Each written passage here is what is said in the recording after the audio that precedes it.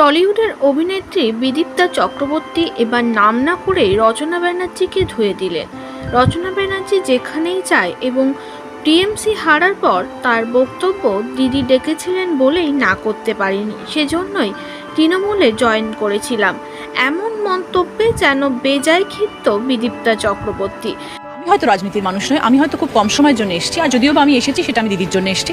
দিদি আমাকে বলেছিলেন আসতে, ওনার মুখের ওপর না বলাটা আমার পক্ষে সম্ভব ছিল না বলে আমি এসেছিলাম। তিনি এবার একটি পডকাস্টে এসে সরাসরি জানিয়েছে, এখনকার দিনে অনেক ইন্টারভিউতে দেখি বলে দিদি ডাকলে এসেছি, দিদি তো আমাদেরও ডাকে, কই আমরা তো জয়েন করি না। রাজনীতির কিছু না জেনে না বুঝে রাজনীতি জয়েন করা, এটা যে অসৎ উদ্দেশ্যে সেটা আমরা বুঝতে বাকি রাখিনি।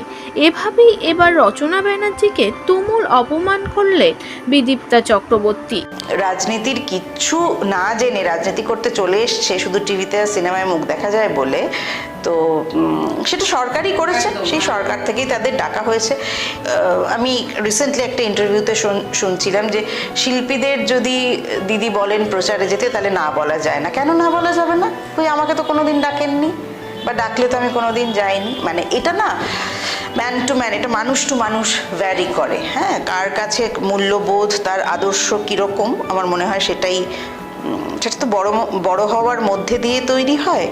সেটাই আমার মনে হয় যে এদের বড় হওয়াগুলো কীরকম ছিল। এনিওয়ে, মানে লজ্জাজনক, মানে ভাবতে খারাপ লাগে যে কিছু কিছু মানুষের জন্য আমাদের গোটা ফিল্ম ফ্র্যাটার্নিটিকে খারাপ কথা শুনতে হয়।